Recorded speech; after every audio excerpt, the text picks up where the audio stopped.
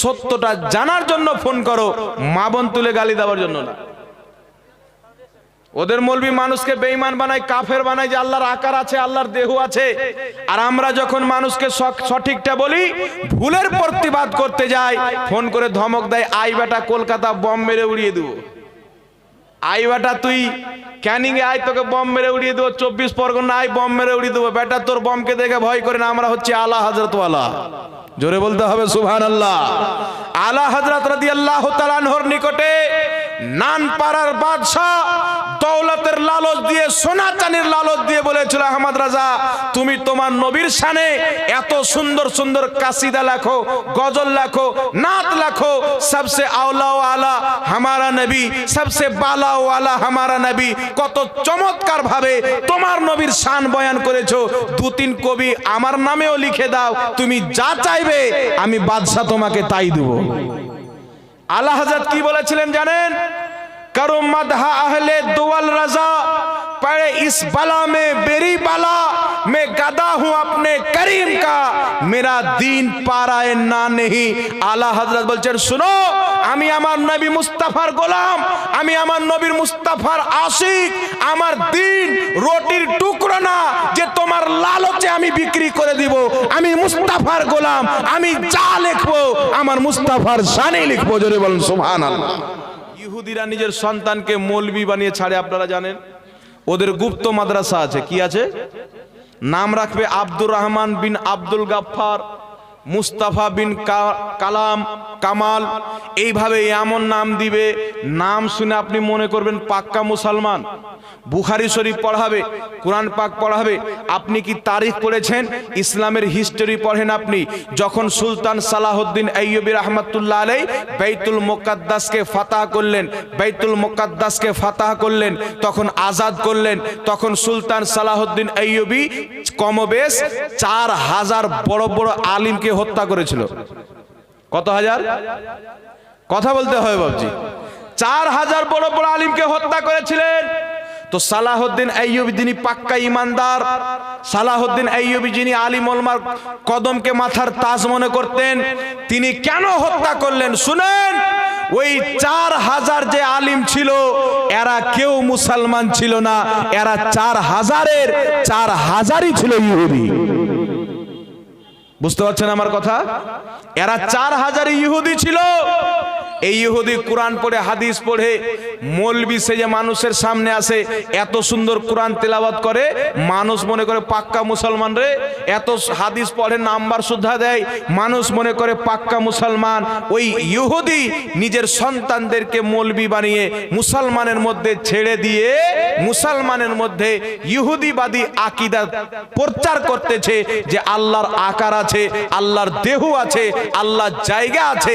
জোরে বলেন নাউজুবিল্লাহ। এটা ইসলামের আকীদা না। ইসলামের আকীদা হলো আল্লাহ নিরাকার, আল্লাহ জায়গা থেকে পাক এবং পবিত্র। জোরে বলেন সুবহানাল্লাহ। আর একটু জোরে বলবেন না সুবহানাল্লাহ। আর একটি কথা বলা হয় যে আল্লাহ সব জায়গাতে উপস্থিত, এই কথাও বলা আল্লাহর সম্মানের দিকে না। আল্লাহর ব্যাপারে আকীদা রাখতে হবে কি, আল্লাহ আছেন। যেমন দুনিয়া সৃষ্টির পূর্বে ছিল, এখনো আছে, কিয়ামত পর্যন্ত, কিয়ামতের পরে চিরস্থায়ী তেমনই থাকবে। একটু জোরে বলেন না সুবহানাল্লাহ।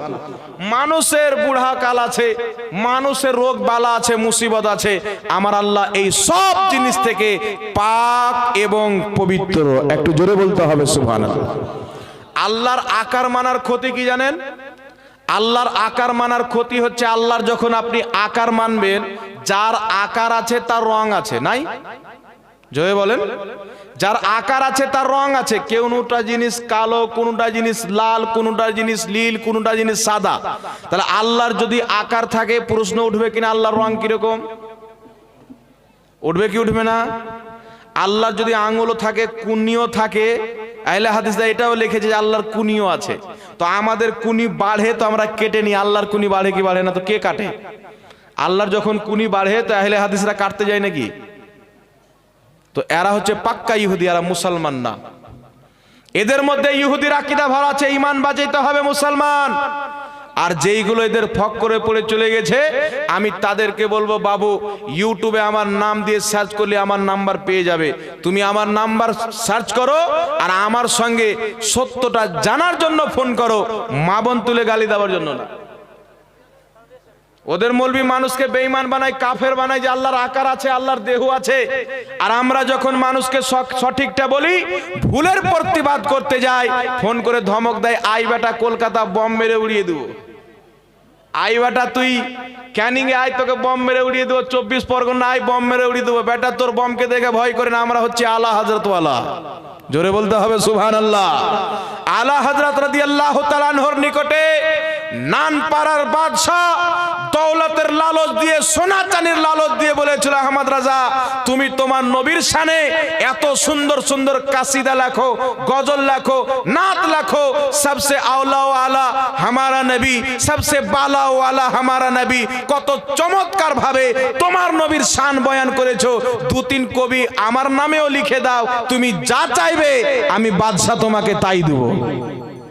আলা হযরত কি বলেছিলেন জানেন? करो मदहा अहले दुवल रजा, पड़े इस बला में बेरी बला, मैं गदा हूं अपने करीम का, मेरा दीन पाराए ना नहीं। आला हजरत বলছেন শুনো, আমি আমার নবী মুস্তাফার গোলাম, আমি আমার নবীর মুস্তাফার আশিক, আমার দিন রুটির টুকরো না যে তোমার লালচে আমি বিক্রি করে দিব। আমি মুস্তাফার গোলাম, আমি যা লিখবো আমার মুস্তাফার শানে লিখবো। জোরে বলুন সুবহানাল্লাহ। আর একটু জোরে বলুন না সুবহানাল্লাহ। আলা হযরত টাইটেলটা এমনি পড়ে যায়নি, এখন কিছু প্যাটলা মৌলবি বেরিয়েছে, কাওয়াখোর মৌলবি, কওমে লুত। ওই মৌলবি বলছে যে আলা হযরত বলা হারাম, বলে নাউজুবিল্লাহ। আমরা পৃথিবীকে বাসীকে বলছিলাম যে আশরাফ আলী থানভী নিজের মুরিদের কলমা পড়া দেখে বলেছে এটা সুন্নাত মোতাবিক। ওর মুরিদ কলমা পড়ছে লা ইলাহা ইল্লাল্লাহ আশরাফ আলী রাসূলুল্লাহ, তো আশরাফ আলী থানভী বলছে একেবারে সুন্নাত মোতাবিক। নাউজুবিল্লাহ বলেন। তো কেউ যদি লা ইলাহা ইল্লাল্লাহ আশরাফ আলী রাসূলুল্লাহ পড়ে, ও কাফির হবে কি হবে না? কথা বলেন, হবে কি হবে না? পাক্কা কাফির। আর ওই কুফুরকে কেউ যদি বলে সুন্নাত মোতাবিক, ও কাফির। তো আমরা পৃথিবীকে বলি যে আশরাফ আলী থানভী কুফুরি করেছে, নিজেকে নবী বলাতে সে খুশি হয়েছে।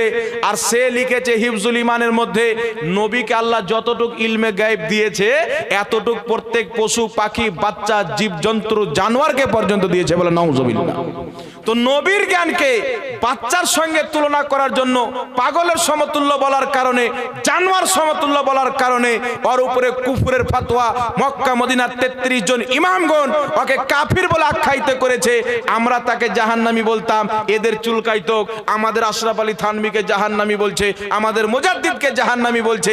আজকে শাওকাতের বেটা প্রমাণ করে দিল যে ওর ফতোয়া অনুযায়ী আশরাফ আলী থানভী জাহান্নামী, কারণ আলা হযরত বলা হারাম ওর ফতোয়া অনুযায়ী। আর আশরাফ আলী থানভী নিজের পীর হাজী ইমদাদুল্লাহ মুহাজিরে মাক্কিকে একাধিক জায়গাতে আলা হযরত লিখেছে। তাহলে হারাম জিনিসকে যে হালাল বানিয়ে ফেললো, ও জান্নাতে যাবে না জাহান্নামে যাবে? হারাম কাজ করলে জান্নাতে না জাহান্নামী? জোরে বলতে হবে। তো ওর কথা অনুযায়ী আশরাফ আলী থানভী হারাম কাজ করেছে, ওর পীরকে আলা হযরত লিখেছে, তো আশরাফ আলী থানভী জাহান্নামে গিয়েছে। তো আজকে থেকে আমরা যদি আশরাফ আলী থানভীকে জাহান্নামী বলি, এই ব্যাটার যদি চুলকায় তো জুতা খাবে কি খাবে না? মুনাফিক হলো কি হলো না? বেটা তোমার বাপ যখন লিখলো আলা হযরত, তো তুমি মানুষকে বলছো আশরাফ আলী থানভী 1500 কিতাব লিখেছে। 1000 কিতাবের নাম বলো তো। মানুষকে কত বোকা বানাচ্ছে, বলছে আশরাফ আলী থানভী 1500 কিতাব লিখেছে।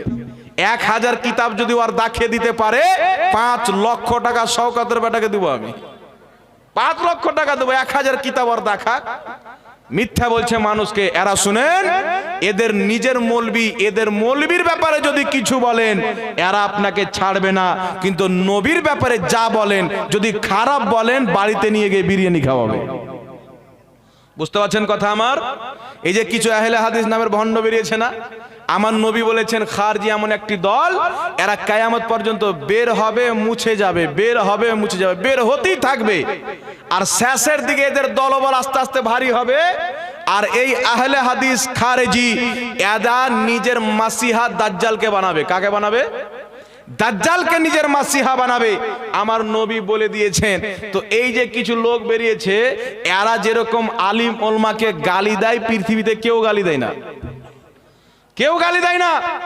এদের মৌলবি যখন বলবে নবীর মুখ দিয়ে দুর্গন্ধ বের হতো, এটা এদের সহি হাদিস। এদের মৌলবি বলছে যে নবী গায়েব জানেওয়াকে তালাক, এটা এদের সহি হাদিস। এদের মৌলবি বলছে একটা জাল শব্দ দিয়ে নবীর পিতামাতা জাহান্নামী, এটা এদের সহি হাদিস। আর এদের মৌলবির বিরুদ্ধে কিছু বললে বলবে এরা গিল্লা করছে। বুঝছেন আমার কথা?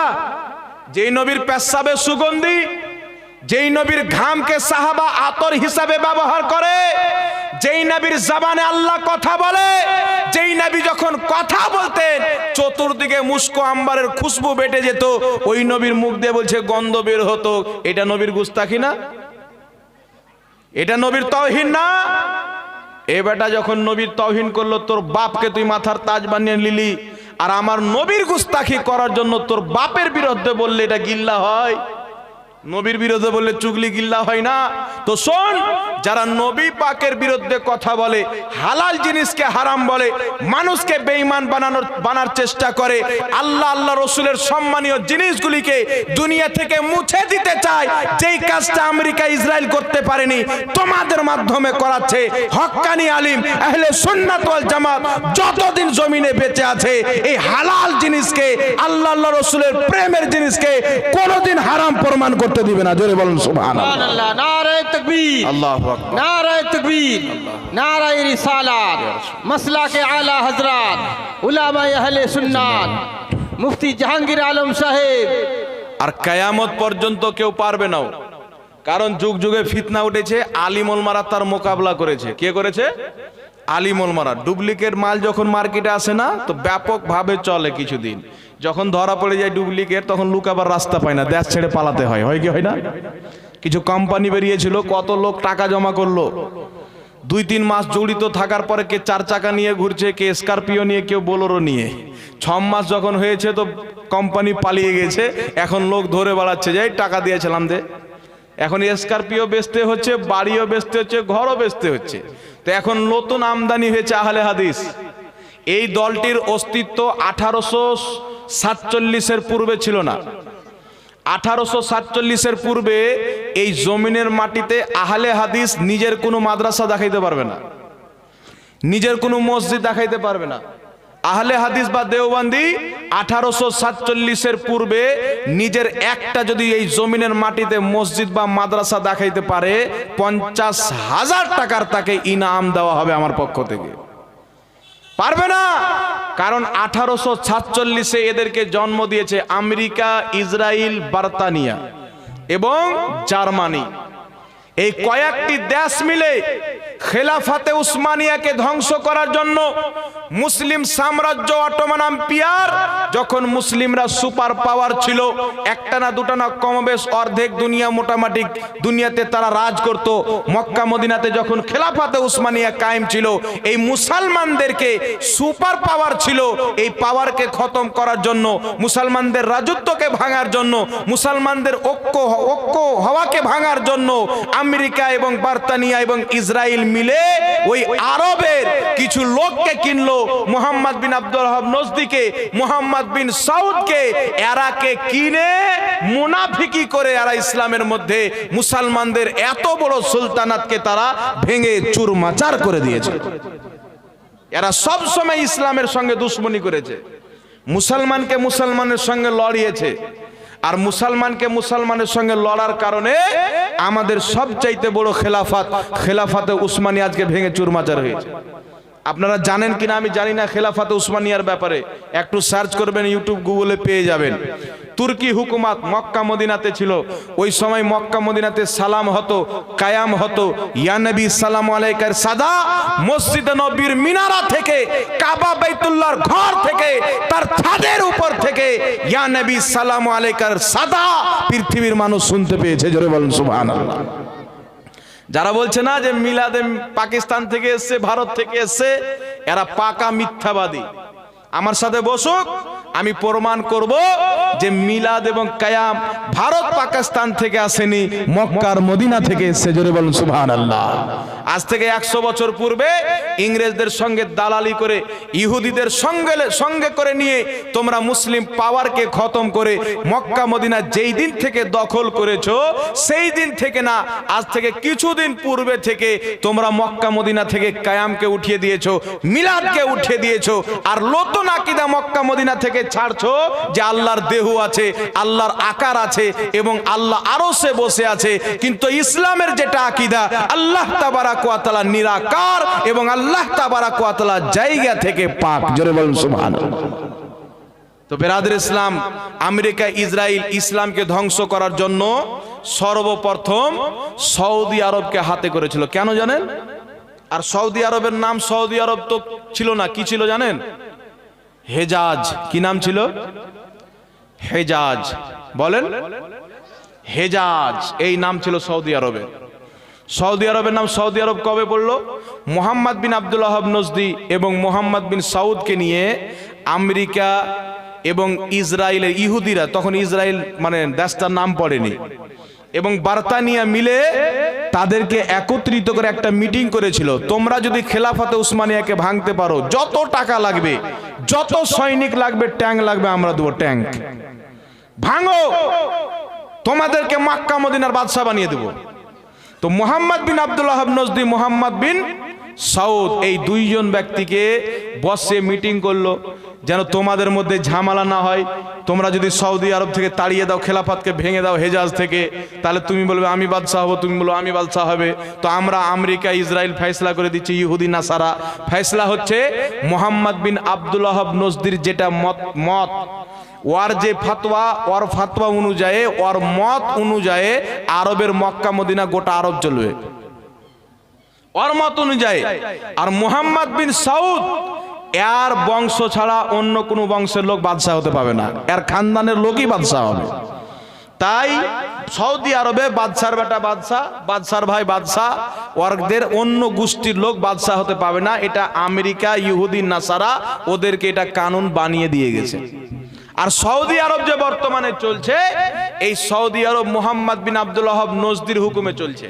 কারণ আজ থেকে সৌদি আরবের 800 বছর পূর্বের, 900 বছর পূর্বের, 1000 বছর পূর্বের, 1100 বছর পূর্বের ইতিহাসকে যদি আপনি পড়েন, মক্কা মদিনার জান্নাতুল বাকি, জান্নাতুল মাআলা, এই কবরস্থানে যত সাহাবায়ে কেরামের কবর মুবারক রয়েছেন, এই প্রত্যেকটি কবরের উপরে সুন্দর সুন্দর করে গুম্বাদ তৈরি করা ছিল। কি তৈরি করা ছিল? আপনি গুগলে গিয়ে সার্চ করবেন, বলে না যে বাংলাদেশ, পাকিস্তান, ভারত ব্যতীত কোথাও মাজার নাই, বলে কি বলে না? ভাই, মাজারে যেইগুলো শরীয়ত বিরোধী কাজ হচ্ছে, আমরা তার বিরুদ্ধে। মাজার কুরআন হাদিস মোতাবিক, সুন্নাত মোতাবিক মাজারে গিয়ে জিয়ারত করা যায়। ওখানে কেউ যদি সাজদা করে, সে হারাম কাজ করলো। এটা আমাদের ফতোয়া, আমাদের আলা হযরত ফতোয়া দিয়ে দিয়েছেন। কোন মহিলা যদি নিয়াত করে, আলা হযরতকে জিজ্ঞাসা করা হলো, হুজুর মহিলারা মাজার জিয়ারত করতে পাবে কি পাবে না? আমার আলা হযরত আজিমুল বরকত ইমামে আহলে সুন্নাত রাহমাতুল্লাহ আলাইহি বলেছিলেন, শুনো, মহিলারা মাজার জিয়ারত করতে পাবে কি পাবে না এটা জিজ্ঞাসা করছো? কোন মহিলা যদি বাড়িতে নিয়াত করে যে আমি মাজার জিয়ারত করতে যাব, কোন মহিলা নিয়াত করে যখন সাজতে আরম্ভ করবে, তখন থেকেই আল্লাহর লানাত তার উপরে বর্ষিত হতেই থাকবে। বর্ষিত আরম্ভ করবে, যে নিয়াত করবে, ওর যাওয়া তো দূরে থাক। তাহলে আলা হযরতের ফতোয়া কি হলো? মহিলাদের মাজারে যাওয়া হারাম। তো কোন মহিলা যদি মাজারে যায়, তাহলে সে হারাম কাজ করলো, হারাম কাজ করার তাকে গুনাহ হবে, তার উপরে আল্লাহর লানাত। এটা কি সুন্নিয়াতের ফতোয়া জায়েজ হলো যে সুন্নিরা জায়েজ বলছে? সুন্নিদের ফতোয়া তো এটা। ইসলামে কুরআনে আল্লাহ বলছে দারু পান করিও না, সুদ খেও না। মুসলমান নামের দারু পান করে কি করে না? কথা বলতে হবে। সুদ খায় কি খায় না? তাই কি আপনি আল্লাহর কোরআনকে দোষারোপ করতে পারবেন? নবীর হাদিসকে দোষারোপ করতে পারবেন? দ্বীনে ইসলামকে দোষারোপ করতে পারবেন? তো সুন্নি মাযহাবে মহিলাদের মাজার যাওয়া হারাম, মাজারে সাজদা করা হারাম। কেউ যদি মাজারে গিয়ে সাজদা করে, হারাম কাজ করলো, তওবা করতে হবে। কোন মহিলা যদি মাজার জিয়ারত করতে যায়, হারাম কাজ করলো, তওবা করতে হবে। এতে সুন্নিয়াতের কোনো দোষারোপ করা যাবে না, এটা সুন্নি মাযহাবের ফতোয়া। এবার আপনি আমি যদি নিজের মা বোনকে টেনে মাজারে নিয়ে যেতে, সেটা আপনার আমার ব্যাপার। এতে সুন্নিয়াত কি করবে? সুন্নিয়াতের ওটাই ফতোয়া যেটা আল্লাহর কোরআনের ফতোয়া, জোরে বলেন সুবহানাল্লাহ। যেটা নবীর হাদিসের ফতোয়া, যেটা ইমামে আজম আবু হানিফার ফতোয়া, যেটা বাগদাদের গৌসে আজমের ফতোয়া। একটু জোরে বলতে হবে সুবহানাল্লাহ। তাই মনে রাখতে হবে, কোন মাজারে কোনো ব্যক্তি যদি সাজদা করে তো খবরদার সুন্নি মুসলমান ওয়াহাবি আপনাকে বলবে দেখো সুন্নিরা মাজার পূজা করে, মাজারে গিয়ে সাজদা করে। আপনি ওর কানপাট্টাতে চড় মেরে বলবেন যে সুন্নিদের ইমাম আহমদ রাজা খাঁ রহমাতুল্লাহ আলাইহি বলে দিয়েছেন মাজারে সাজদা করা হারাম। এ জাহিল দিয়ে দিন চলে না, দিন চলে আলিম দিয়ে। কথা বুঝতে পারছেন আমার? দিন জাহিল দিয়ে চলে না, দিন চলে আলিম দিয়ে। হ্যাঁ, যখন কোনো যোগ্য আলিম নিজের কিতাবে লিখবে বা ফাতোয়া দিবে যে মাজারে গিয়ে সাজদা করা যায়, মহিলাদের মাজার জিয়ারত করতে যাওয়া সওয়াবের কাজ, তখন যদি তুমি বলো দেখো তোমাদের বড় আলিম, জিম্মেদার আলিম, যাকে সুন্নি আলিম ওলমারা নিজের মাথা হিসেবে মানে, উনি বলেছেন, তখন তোমার সঙ্গে কিছু বলার আছে। আর নচেতকে গাঁজা করে গিয়ে সাজদা করে দিলা, তুমি বলবো সুন্নিয়াত করে? সুন্নিয়াতের ফাতোয়া তো হলো হারাম। আমার কথা বুঝতে পারছেন তো বাবজি? অসুবিধা হচ্ছে না তো? তাই কেউ বিভ্রান্তিতে পড়বেন না। সুন্নিয়াতের ফাতোয়া হলো আল্লাহ ব্যতীত কোনো মাজার ওলি তো দূরে থাক, আল্লাহর নবীগণকেও সাজদা করা জায়েজ নাই। বুঝতে পেরেছেন? মাথা ক্লিয়ার? সাজদা হবে একমাত্র কার জন্য? জোরে বলেন। আল্লাহর জন্য সাজদা হবে। কিন্তু হ্যাঁ, কোন পীর মাশাইখ হক্কানি আলিম তাদের কদম বসি কেউ যদি করে, কদমে চুমুন দেয়, এটা জায়েজ কাজ, বরং সওয়াবের কাজ। জোরে বলেন সুবহানাল্লাহ। আল আদবুল মুফরাদ কিতাবের মধ্যে হাদিস, সাইয়েদনা আলী রাদিয়াল্লাহু তাআলা আনহু নিজের চাচা হযরতে আব্বাসের নিকটে যখন যেতেন, বা হযরতে আব্বাস যখনই হযরতে আলীর নিকটে আসতেন, হযরতে আলী ঝুঁকে গিয়ে তিনার পায়ে ঠোঁট লাগিয়ে চুমুন দিতেন। জোরে বলেন না সুবহানাল্লাহ। তাহলে কি বোঝা গেল? কদম বসি করা যায়, তাই হযরতে আলী করেছেন। কেউ যদি শিরিক বলে, তাহলে হযরতে আলী শিরিক জানতেন না? জোরে বলেন, হযরতে আলী কি শিরিক বুঝতেন না? তো এদের শিরকের ফতোয়া আর কচুর পাতায় পানি, এই পানির যেমন গ্যারান্টি নাই, আর শিরকের ফতোয়ারও কোনো দাম নাই। আরেকটি কথা, কিছু সাহাবী গেলেন নবীর দরবারে, হুজুর আপনাকে সাজদা করব। ইয়া রাসূলুল্লাহ, আমরা সামদাসে গিয়েছিলাম, ওখানকার বাদশাকে দেখলাম, তার মান্যওয়ালাকে দেখলাম। সামদাসের বাদশার মান্যওয়ালা ওই সামদাসের বাদশাকে সাজদা করে। আমরা চিন্তা করলাম, যদি এই সামদাসের বাদশাকে সাজদা করা হয় তো দুনিয়ার সবচাইতে বড় বাদশা মুহাম্মদ রাসূলুল্লাহ, আমরা মুহাম্মদ রাসূলুল্লাহকে সাজদা করব। কে চিন্তা করলেন? সাহাবা। আমার নবীর দরবারে গেলেন, সাজদা করবেন। আমার নবী বলছেন, খবরদার, আমার শরীয়তে যদি সাজদা করা জায়েজ হতো, সর্বপ্রথম নারীদেরকে হুকুম হতো তাদের স্বামীকে সাজদা করা, কিন্তু আমার শরীয়তে আল্লাহ ব্যতীত কাউকে সাজদা করা জায়েজ নাই। তখন মুহাম্মদুর রাসূলুল্লাহ যখন নিজেকে সাজদা করা হারাম করে দিয়েছেন, আর পৃথিবীতে কাকে করা যেতে পারে? নবীর চাইতে বেশি মর্যাদা কাউরের আছে? এটা জোরে বলতে হবে। তাই সাজদা হবে কার জন্য? আল্লাহর জন্য। হ্যাঁ, আল্লাহওয়ালাদের মাজারে গিয়ে তাদের ওসিলা দিয়ে দোয়া করা, এটা জায়েজ, সহিহ হাদিস থেকে প্রমাণিত। হাদিসটি শুনেলেন? মুসান্নাফে ইবনে আবি শাইবা বর্ণনাকারী হচ্ছে হযরতে মালিক দার রাদিয়াল্লাহু তাআলা আনহু। ইনি হচ্ছেন হযরতে উমর ফারুক রাদিয়াল্লাহু তাআলা আনহুর খাজিন। হযরতে সাইয়েদনা উমর ফারুকের খেলাফতের আমলে বৃষ্টি বন্ধ হয়ে গেল। কি বন্ধ হয়ে গেল? কথা বলেন। আপনারা মাঝে মাঝে বলেন, না আপনারা যদি ঘুমিয়ে যান তাহলে আমার বলে লাভটা কি হবে? বৃষ্টি বন্ধ হয়ে গেল। হযরতে মালিক দার বলেন, আল্লাহর নবী সাল্লাল্লাহু আলাইহি ওয়াসাল্লামের দরবারে একজন সাহাবী গেলেন। কোন দরবারে? আল্লাহর নবীর মাজারে। জোরে বলেন সুবহানাল্লাহ। যাওয়ার পরে বলছেন, ইয়া রাসূলুল্লাহ, ইয়া হাবিবাল্লাহ, বৃষ্টির জন্য আপনার উম্মত হালাক হইতেছে, বরবাদ হইতেছে, আপনি বৃষ্টির ব্যবস্থা করেন। এই কথা বলে চলে এসেছেন, শুয়ে আছেন, স্বপ্নতে নবী পাক এসেছেন, আমার উমরকে আমার সালাম দিও আর বলিও বৃষ্টি হবে। সকাল হয়েছে। ওই ব্যক্তি হযরত উমর ফারুককে বলছেন, হুজুর, আল্লাহর নবীর দরবারে গিয়েছিলাম, তিনার মাজারে গিয়ে আল্লাহর নবীকে বলেছিলাম, হুজুর বৃষ্টির ব্যবস্থা ব্যবস্থা করেন। নবী আমার স্বপ্নতে এসে বলেছেন, আর আমার নবীর স্বপ্ন মিথ্যা না। আমার নবী বলছেন, মিশকাত শরীফের মধ্যে হাদিস, মান রাআনি ফিল মানাম, যেই ব্যক্তি আমাকে স্বপ্নতে দেখলো, ফাকাদ রা আল হক, সে সত্যি আমাকে দেখলো। শয়তান আমার রূপ ধারণ করতে পারে না। সেই ব্যক্তি হযরত উমর ফারুককে বলছেন, আল্লাহর নবী আপনাকে সালাম দিয়েছেন আর বলেছেন বৃষ্টি হবে। হযরত উমর ফারুক যেমনই শুনলেন আল্লাহর নবী আমাকে স্বপ্নতে এসে সালাম দিয়েছেন, হযরত উমর ফারুকের চোখ দিয়ে পানি বেরিয়ে পড়েছেন। যেমন চোখ দিয়ে পানি বের হবে সঙ্গে সঙ্গে বৃষ্টি আরম্ভ হয়ে গেল। জোরে বলুন সুবহানাল্লাহ। ইমাম ইবনে হাজার আসকালানী রাহমাতুল্লাহ আলাইহি বুখারী শরীফের সারা ফাতহুল বারির মধ্যে এই হাদিসটি উল্লেখ করে বলেছেন, রাওয়াহু ইবনে আবি শাইবা ইসনাদুহু সহিহ, যে ইবনে আবি শাইবা নিজের মুসান্নাফের মধ্যে হাদিসটি উল্লেখ করেছেন। সাহাবায়ে কেরাম মুসিবতে পড়ে আল্লাহর নবীর রওজা মুবারকে গিয়ে দোয়া করেছেন, আল্লাহর নবীর রসিলাতে তাদেরকে বৃষ্টি দান করেছেন। তিনি বলছেন হাদিসটি সহিহ। একটু জোরে বলতে হবে সুবহানাল্লাহ। আরেকটি হাদিস আপনাদেরকে শোনাই। হাদিসটি হচ্ছে সুনানুদ দারমি। কোন কিতাব? একটু জোরে বলতে হবে, সুনানুদ দারমি। আর আমি যতটি হাদিস আমার বক্তব্যতে শোনাচ্ছি, ওয়াহাবিদের যে কোনো মৌলবীর বক্তব্য শুনে নেবেন, একটি হাদিস ওর বাপও শুনিতে পারবেন। যারা ফাতোয়ায়ে আলমগীরি নিয়ে কেচুয়ামু করে, জোকারি করে, এদের বক্তব্য শুনবেন, হাদিস কোরআন কম পাবেন, জোকারি বেশি পাবেন। ওর বাপ আর ওর দাদা কোথায় যাচ্ছিল, সালমান খানের সঙ্গে ধাক্কা লেগে গেল, কাটরিনা কাইফ কোথায় গিয়ে কোন ছেলে নিয়ে পালিয়ে গেল, এইগুলো বাদে কিছুই পাবেন না। সুনানুদ দারমির মধ্যে হাদিস, মা আয়েশা সিদ্দিকা রাদিয়াল্লাহু তাআলা আনহার যুগে আমার নবীর ইন্তিকালের পর মক্কা মদিনাতে বৃষ্টি নাই, বৃষ্টি হচ্ছে না।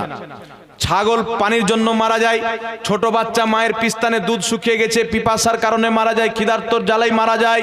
আমার নবী সাল্লাল্লাহু আলাইহি সাল্লামের প্রিয় স্ত্রী আম্মা জান আয়েশা রাদিয়াল্লাহু তাআলা আনহার নিকটে সাহাবায়ে কেরাম গিয়েছেন।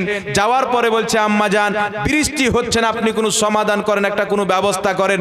মা আয়েশা বলছেন, যাও আমার নবী সাল্লাল্লাহু আলাইহি সাল্লামের রওজা মুবারক কবর শরীফের সামনে ওই যে উপরে ছাদ আছে, ওই ছাদটুকুকে ফাঁকা করে দাও, আর সামনে যে ছাদ আছে ওইটুকু সরিয়ে দাও। যখন আকাশের সূর্যের তাপ, সূর্যের জ্যোতি যখন আমার নবী মুস্তাফার রওজা মুবারকে পড়বে, সঙ্গে সঙ্গে আল্লাহর বৃষ্টি আরম্ভ হয়ে যাবে। জোরে বলুন সুবহানাল্লাহ। এইবার কি হলো, সাহাবায়ে কেরাম তাই করলেন। আকাশ থেকে সূর্য বেরিয়েছেন, নবীর রওজা মুবারকে যেমনই সূর্যের আলো এসেছে, সঙ্গে সঙ্গে আল্লাহ বৃষ্টির রহমত নাজিল করেছে। একটু জোরে বলতে হবে সুবহানাল্লাহ। এই হাদিসটিকে আমার জানা মতে বিখ্যাত তিনজন ইমাম সহি বলেছেন।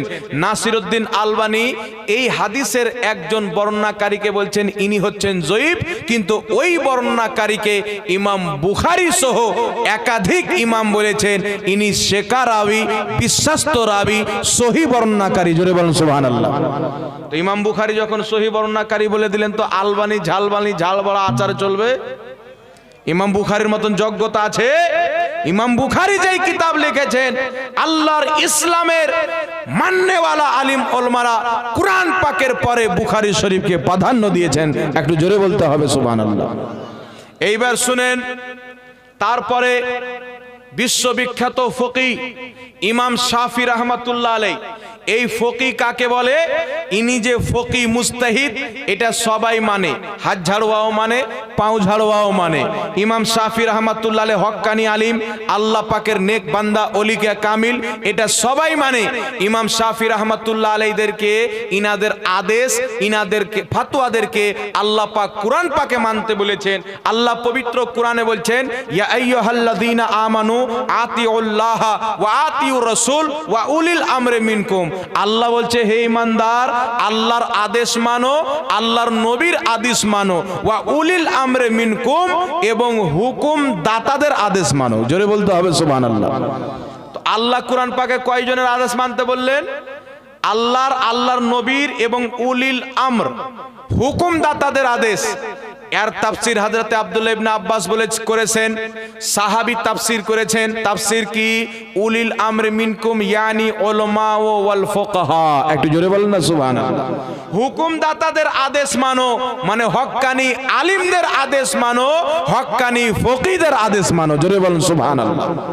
হযরতে জাবির ইবনে আব্দুল্লাহ মুজতাহিদ তাবকার সাহাবী, জগৎ বিখ্যাত সাহাবী, জান্নাতি সার্টিফিকেট প্রাপ্ত সাহাবী, হাকিম আল মুস্তাদরাক আলা সহিহাইনের মধ্যে ইমাম হাকিম রাহমাতুল্লাহ আলাইহি হাদিসটি নিয়েছেন। জাবির ইবনে আব্দুল্লাহ বর্ণনা করেন, উলিল আমরে মিনকুম ইয়ানি উলামা ওয়াল ফুকাহা। তিনি বলছেন আল্লাহ যে উলিল আমর হুকুমদাতাদের আদেশ মানতে বলেছেন, এর অর্থ হলো হক্কানি আলিম এবং ফকিহদের আদেশ। একটু চিৎকার করে বলেন সুবহানাল্লাহ।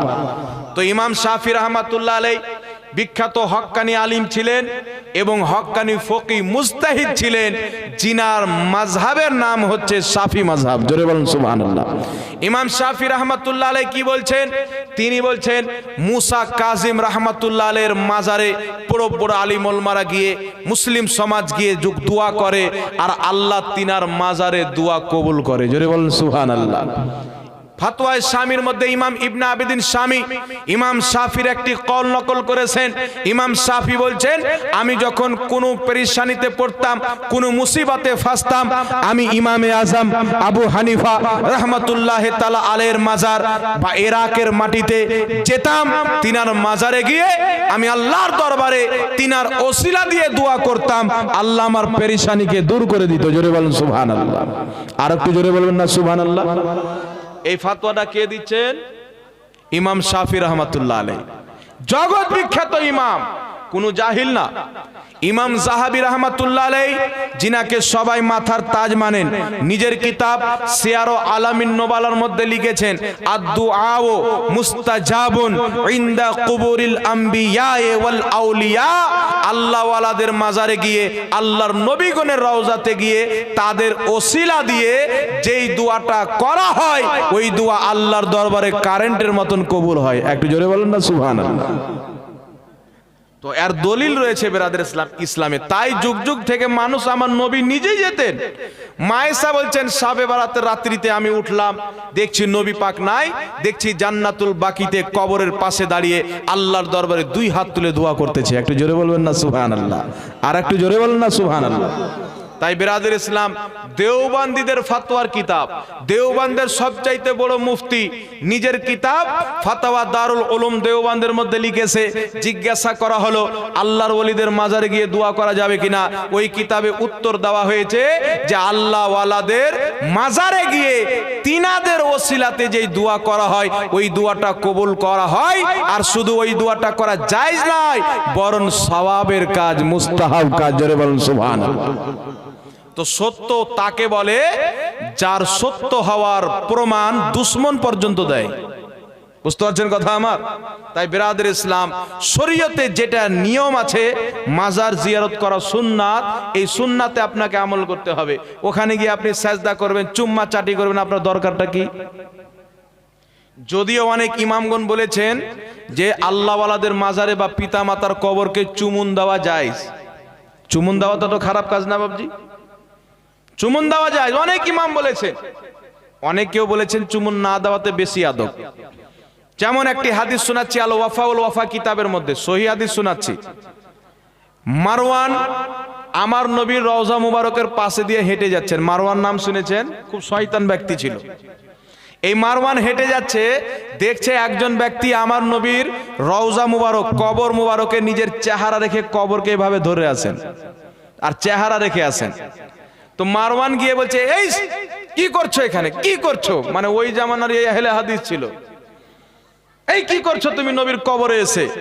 তো যিনি নবীর কবরকে ধরেছিলেন, নিজের চেহারা লাগিয়েছিলেন, চুমুন দিচ্ছিলেন নবীর কবরকে, মাথা তুললেন। মাথা তুলছেন তো উনি হযরতে আনাস বিন মালিক রাদিয়াল্লাহু তাআলা আনহু, বিখ্যাত সাহাবী। জোরে বলেন সুবহানাল্লাহ।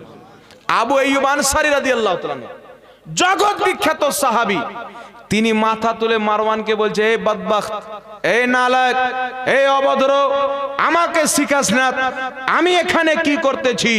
জি তো রাসূলুল্লাহি সাল্লাল্লাহু আলাইহি ওয়াসাল্লাম, আমি আমার নবীর সঙ্গে সাক্ষাৎ করতে এসেছি। ওয়ালাম আতিল হাজার, আমি কোনো পাথরের ঢেরের কাজ আসেনি। জোরে বলুন সুবহানাল্লাহ। তো সাহাবার কি বিশ্বাস ছিল যে নবী পাকের রওজাতে যাওয়া, আল্লাহওয়ালাদের মাজারে যাওয়া, তাদের সঙ্গে সাক্ষাৎ করা, একে যারা মন্দিরের সাথে তুলনা দেয় ওই হচ্ছে মারওয়ানের দলের লোক, আর একে যারা শরীয়তের দায়রাতে মুলাকাত হিসাবে মানেন তারা হচ্ছে সাহাবীর জামাতের লোক। একটু জোরে বলতে হবে সুবহানাল্লাহ। আপনারা সবাই শুনেছেন হাকিম আল মুস্তাদরাকের মধ্যে হাদিস, হযরতে বেলাল আমার নবীর ইন্তিকালের পরে মক্কা মদিনাকে ত্যাগ করে ছেড়ে দিয়ে অন্য দেশ চলে গেলেন। আমার নবী স্বপ্নতে এসে বলছে, বেলাল, আমি কি তোমার মনে পড়ি না? কেন তুমি আমাকে ছেড়ে গেলে? তুমি কি সাক্ষাৎ করতে আসবে না? হযরতে বেলাল জানতেন নবীর স্বপ্ন সত্য, কারণ নবী স্বপ্নতে ডাইরেক্ট আসেন। ইনি চলে গেলেন মদিনা। মদিনা শরীফ গিয়ে নবী পাকের রওজা মুবারককে, কবর মুবারককে ধরে নিলেন, আর চেহারা রেখে নবীর কবর মুবারককে চুমন পর্যন্ত দিলেন। জোরে বলুন সুবহানাল্লাহ। আর একটু জোরে বলবেন না সুবহানাল্লাহ। তো নবী পাক সাল্লাল্লাহু আলাইহি সাল্লামের কবর মুবারককে চুমুন পর্যন্ত দিলেন, আর হযরতে বেলাল ওখানে গিয়ে কান্নাকাটি করলেন। তো বিরাদর ইসলাম, আল্লাহওয়ালাদের মাজারকে চুমুন দেওয়া, মা বাপের কবরকে চুমুন দেওয়া জায়েজ আছে, নিজের পীরের কবরকে চুমুন দেওয়া, আলিমের কবরকে চুমুন দেওয়া, কিন্তু না চুমুন দেওয়াতে উলামায়ে কেরাম বলেছেন বেশি ভালো। বুঝতে পারছেন আমার আপনার মুখ কি যোগ্যতা রাখে যে আল্লাহর ওয়ালাদের জান্নাতি কবরকে আমাদের মুখ লাগবে? এই মুখে আমরা মিথ্যা বলি, এই মুখে আমরা কত রকম গালি দিই, এই মুখে কত হারাম খাই, আমাদের মুখে হারাম লেগে আছে। আল্লাহ চায় না যে এই মুখ আল্লাহ ওয়ালাদের মাজারে লাগে। জোরে বলেন সুবহানাল্লাহ। কেন? আল্লাহ বলছেন, ওয়াল্লাযীনা আমানু ওয়া আমিলুস সলিহাতি ফি রাওযাতিল জান্নাহ। আল্লাহ বলছে যারা ঈমান এনে সত্য কর্ম করে দুনিয়া থেকে বিদায় নাই, আমি আল্লাহ তার কবরটাকে জান্নাতের বাগান বানিয়ে দিই। আল্লাহ বলছে আব্দুল কাদের জিলানীর মাজারটা হচ্ছে জান্নাতের বাগান, খাজা মঈনুদ্দিন চিশতির মাজারটা হচ্ছে জান্নাতের বাগান। তোমরা মুখে কত মিথ্যা কথা বলো, তোমাদের মুখ দিয়ে কত নোংরা গালি বের হয়, তোমরা জানি না সুদের টাকা খাও, কিসের টাকা খাও, তোমাদের অপবিত্র মুখ আমার ওলিদের মাজারে লাগাইও না। সুবহানাল্লাহ বলেন না। তো উলামায়ে কেরাম বলছে লাগাইও না। তো না চুমুন দেওয়াতে কি বেশি আদব, কিন্তু কেউ যদি চুমুন দিয়ে দেয় নাজায়েজ বা হারাম হবে না। বুঝতে পারছেন কথা?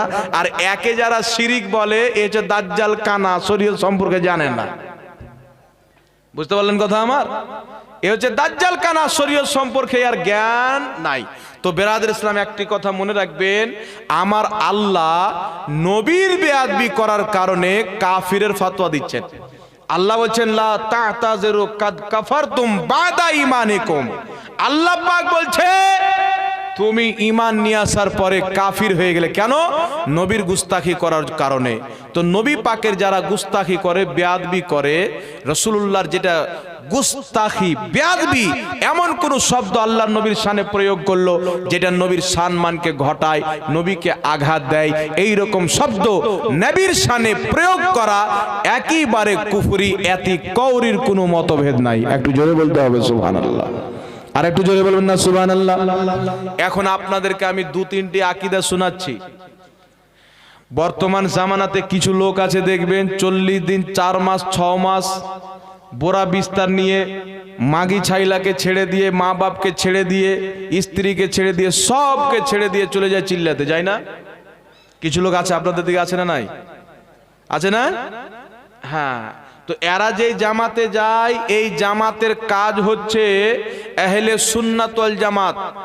যারা ইমানদার মুসলমান, এরা তো নামাজ থেকে দূরে, তো নামাজের বাহানায়, রোজার বাহানায়, তেলাওয়াতের বাহানায় এদেরকে ওয়াহাবি বানানো। কি বানানো? দেওবন্দি বানানো। এর আকীদা যদি থাকে নবীর নূরের সৃষ্টি, যেটা সহি আকীদা, এই আকীদাকে মিটিয়ে মাটির সৃষ্টি ভরে দাও। ওর আকীদা যদি থাকে আল্লাহর জানাতে নবী গায়েব জানে, বলছে এই আকীদাটাকে মিটিয়ে বলো নবী গায়েব জান না। তাবলিগি জামাতের কাজই হলো এটা, মানে ইমানদার মানুষকে বেঈমান বানানো। বুঝতে পারছেন কথা আমার? আমার নবীর হাদিস আছে, কোনো ব্যক্তি কবিরা গুনাহ করলেও বেঈমান হয় না।